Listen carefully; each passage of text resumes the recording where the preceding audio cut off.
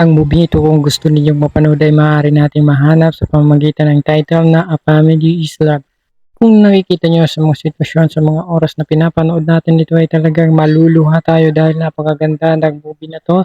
Napakarami na nga nanood ng video na to, almost million views na yata, napakarami na rin nagda-download nito. Kita nyo naman ito ng ating nakikitang bida na ang kanilang father. Nakita nyo na napaka malibangin niya sa kanyang sarili dahil ayan, marami nagpapasaya sa kanya. Andyan yung kanyang mga anak. Andyan yung kanyang mga kaibigan at ang kanyang asawa. So, sa pagkakataon na ito, nakikita naman natin itong kanyang isang anak na talagang mahilig siya sa fitness.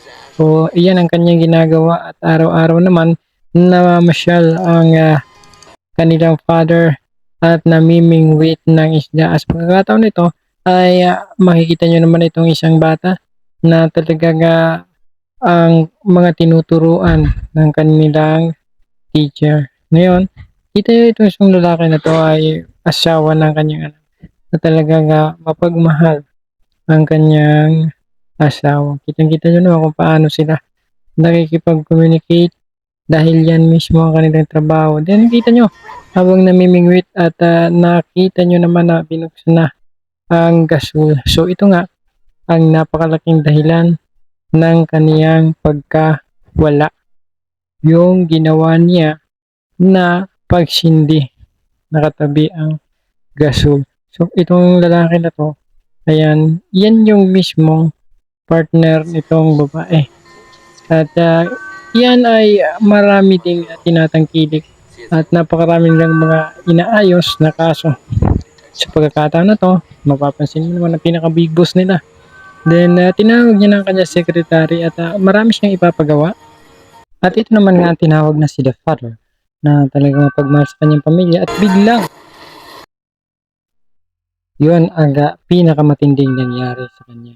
Dahil sa kanyang ginagawa sa pag-iihaw ng isda, ito na rin ang katapusan at kapalit ng kanyang buhay. At ang kanyang mga anak ay talagang napakarami rin, mga adikain, mga mithiin, sibuyan. At ito na, unti-unti na dumadating kanilang mga bisita dahil na sa mga pangyayari yon. At medyo may dikalayuan din ang kanyang isang anak at hindi agad-agad makauwi dahil busy sa kanyang mga trabaho. Ngayon ay bumiyahe na siya at parating na rin agad sa kanilang dating tahanan at nagkita sila ng kanyang kapatid. Ngayon nakikita nyo naman ang babae na ito malungkot talaga dahil nga wala na ang kanyang asawa at ang natatanging natitira sa kanya ay ang kanyang dalawang anak. So ngayon pumunta siya sa tindahan na talagang suki na talaga siya dyan. At bumalik siya sa kanyang tahanan. Makikita nyo, yan na lamang ang mga alaala na natitira sa kanya. Dito nga, ay nagbabalik tanaw siya sa mga pangyayari. At dumating naman itong delivery. At napansin niya, hindi nakaayos ang mga item. Kaya ayun, pumunta siya sa kanyang mga kaibigan at nagsagawa sila ng searching. At this time naman makikita nyo yung isang anak na talaga nag-aantay siya ng kung anong mangyayari sa gabi na yon. Then, minamatyagan pala siya ng mga bantay at nung mga magkakaibigan. Ang pagkakataon na to ay nagkatagpo-tagpo nga sila. At itong kanilang parents ay talaga wala pa rin tigil sa pag-iisip at nangungulila. At sila naman ay nag-hangout muna. Then, pumunta sila sa isang bar na dati nila pinupuntahan.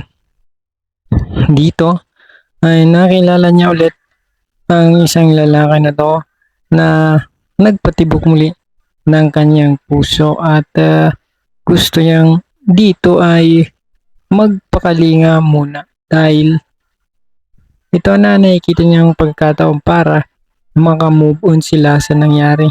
Then, dumating na ang oras para makita kung paano iiwan talaga sila ng kanilang parents. At ang pagkakataon ito, na ito ang paraan nila para sila ay iba-ibang paraan naman sa bawat bansa. So, ganyan ang style nila at nalungkot talaga sila.